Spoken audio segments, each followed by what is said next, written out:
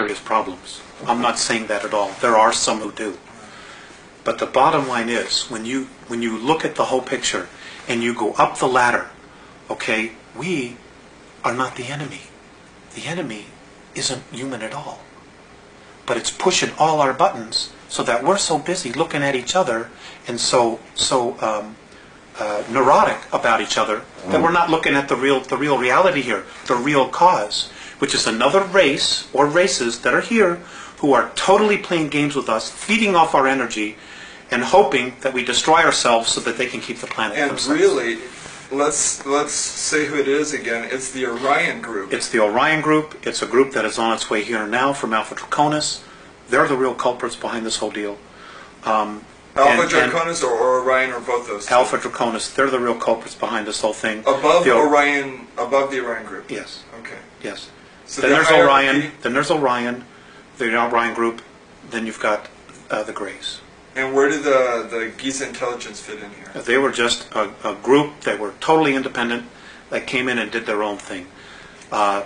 They were perceived as gods, and they played the role out. And they got stuck in it. You know, they got stuck in the ego part of it. We're gods, we can do this, we have all this technology, and they just played it out for all that it was worth. Okay. And to be honest with you, at this point, they're not really much of a factor anymore. You know, Giza intelligence, they're not much of a factor at all anymore. What should a human being do if they encounter a renegade Zeta Reticulan? What would your advice be? Stand in their truth. If you can't run, stand in your truth and just look at them. If they try to project their thoughts into your head, you just stand firm with who you are and you say, no, you are not coming into my head, you are not taking me over, and you are not going to violate my free will. I don't give a damn who you are. Leave me alone. Period. Because if it's a benevolent, they will not try to do it. They will not try to take you over. They will not try to put crap into your head so they can feed off of your fear. Period. All right. Excellent. Okay, I'm going to skip the Giza intelligence for the moment then, and we'll go to the Alpha Draconis. Can we take a short time out? Oh, definitely. Thank you. You know, Rick, there's something else I want to stress here, and that is, and this is something that the Andromedans have really stressed. There is no race any better than us. Just because they're different, just because they're more evolved, doesn't mean that they're better. We are equal. We're just not maybe as aware as they are. But that doesn't mean that any race is any better or any less. In fact, we're all equal. So we should not worship anybody? Hell, no. Absolutely not. That's how we got into this mess in the first place. Right. Absolutely. If you want to worship somebody, worship the God within you. That's it. Worship no one else. And if you're going to have a tyrant in your life, let it be that part of you that's critical of you. Let that be your only tyrant. Don't give anybody else any power outside of your physical form to be a tyrant, to control you, or manipulate you in any way. Be yourself. Because if you are yourself, you're a part of God, and that part of you knows what to do. It knows the right way to live. And, you know, and this is really interesting. Because of our genetic makeup, of the 22 different races, and all of the DNA and the racial memories that we have and the genetics that we have, because of the fact that we are spirit, do you know, and this is an incredible thing, do you know that the Andromedans actually consider us royalty? They consider us royalty. We obviously aren't acting like royalty, but we're the only ones in our galaxy that can make the claim to having the genetics that we have and the possibilities and the capabilities of doing what we can do as a race. We're the only ones. They actually consider every single one of us royalty. Now, think about that. I guess all beings that would try and be spiritual and raise their spirituality in essence would be royalty. You know? Yes, I suppose that's true.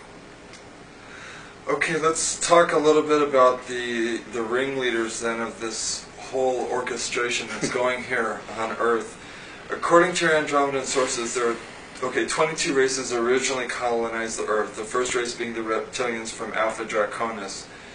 What was the nature of their colony here? Well, they're Hyperborean. Basically, they're explorers. And they're also genetic engineers. They would just colonize. They would take samples. They would hang a flag and say, this belongs to us, just like we did with the moon. But except we weren't the first ones there. Exactly what we've done. They were explorers. And they would just go to a place, they would see what was there, they would explore it, if there were minerals that they needed, if there were other life forms, organisms, whatever it was that they needed, they took, and then when it was done, they had enough, they moved on, and just kept exploring and expanding their realm of exploration or territory. And you said they were dumped here. Originally, Right. Originally they were. They were Right. dumped in Alpha Draconis. Nobody knows exactly where they came from, and my understanding is that even in their ancient history, they don't know exactly where they came from. But they were left in Alpha Draconis because that particular system offered them the highest probability of survival. And from there, they were able to create craft, space travel. I mean, they're magnificent in what they did, and they're to be commended for what they did. But the fact that they need to control and dominate and manipulate to the degree, sorry, I have a problem with that. And so does half of the other of the galaxy. That's just the way they are. They're the biggest bully. Nobody can beat them up or wipe them out, so therefore they have no motivation to change. So that's the space they hold. And,